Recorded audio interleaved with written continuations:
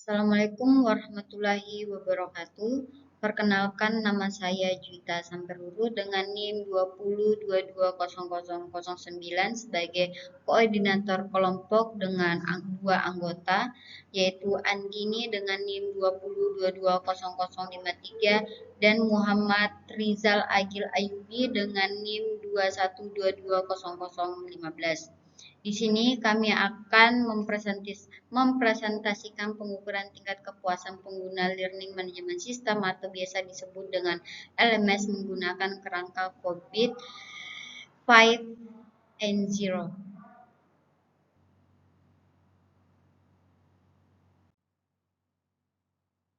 Baik, di sini saya akan menjelaskan tentang abstrak LMS. Learning Management System mengungkapkan dampak positif implementasi LMS terhadap efektivitas pembelajaran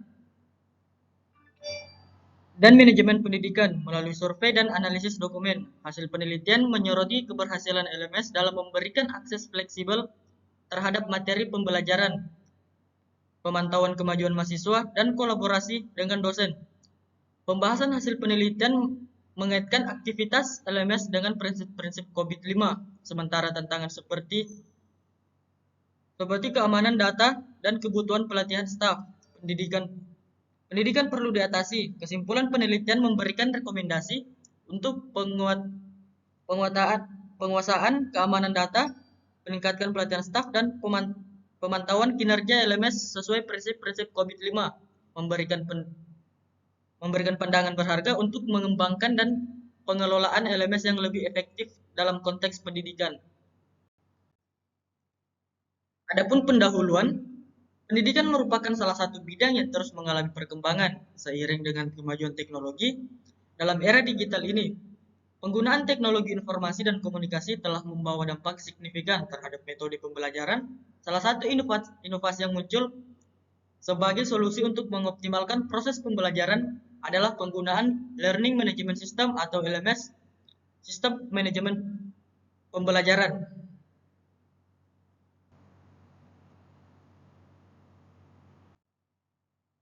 Kemudian, pada landasan teori dibagi menjadi 4, yaitu pertama ada prinsip kejelasan atau meeting stakeholder, di mana menekankan bahwa pentingnya memahami dan memenuhi kebutuhan pemangku kepentingan. Dalam kepentingan tersebut seperti dosen, mahasiswa, dan administrator universitas. Yang kedua ada prinsip kebutuhan kesenjangan atau biasa disebut dengan covering the enterprise end-to-end. Di sini COVID-5 mengadvokasi perlunya melibatkan seluruh organisasi dalam manajemen teknologi informasi dari hulu hingga hilir. Terapannya dalam konteks LMS mencangkup integrasi LMS dengan sistem lain dalam lingkungan pendidikan, seperti sistem administrasi universitas dan sistem informasi mahasiswa, untuk memastikan adanya kolaborasi dan efisiensi dalam seluruh ekosistem teknologi informasi pendidikan. Yang ketiga, ada domain deliver, service, dan support, atau biasa disebut dengan ensure resource optimization. Salah satu domain dalam COVID-5 yang relevan dengan LMS ada EDM 04 yang menekankan pengelolaan sumber daya yang optimal. Dan dalam konteks LMS ini dapat mencangkup pengelolaan server, kapasitas, dan infrastruktur teknologi informasi yang diperlukan untuk menjalankan platform LMS secara efisien. Yang terakhir ada domain monitor, evaluasi, dan akses. COVID-5 menawarkan panduan mengenai pemantauan dan penilaian kinerja sistem teknologi informasi. Dalam kasus LMS, dapat diterapkan untuk memantau kinerja LMS, mengevaluasi keaktifan pembelajaran yang diterapkan melalui platform tersebut, dan menilai tingkat kepatuhan terhadap standar keamanan dan privasi.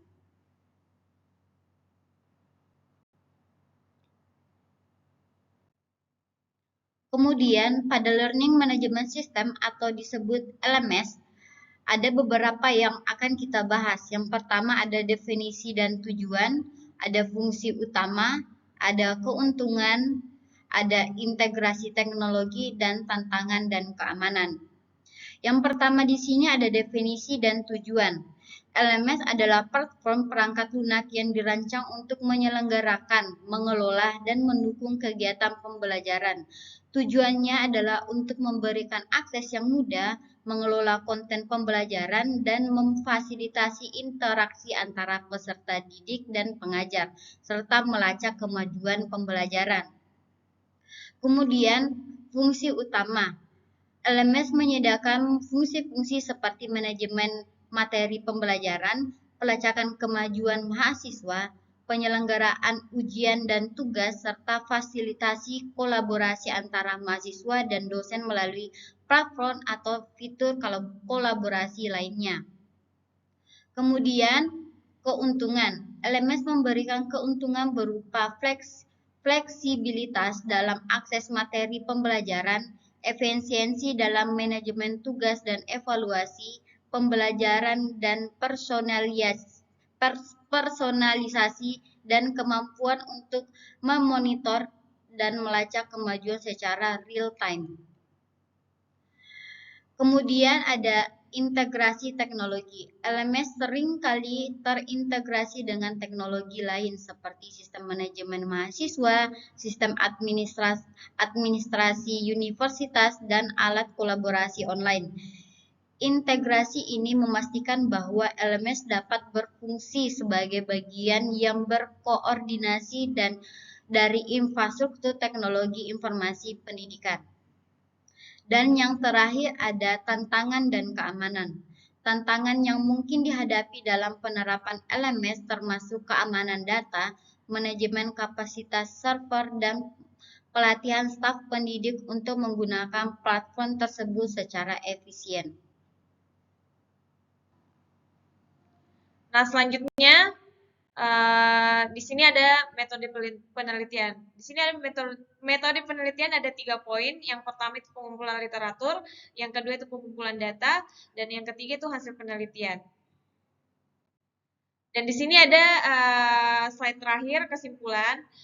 Isi dari kesimpulan tersebut adalah kesimpulan penelitian ini memberikan rekomendasi untuk penguatan keamanan data, peningkatan pelatihan staf, dan upaya berkelanjutan dalam pemantauan dan evaluasi kinerja LMS. Sesuai dengan prinsip-prinsip COVID-5, memberikan pandangan berharga untuk pengembangan dan pengelolaan LMS yang lebih efektif.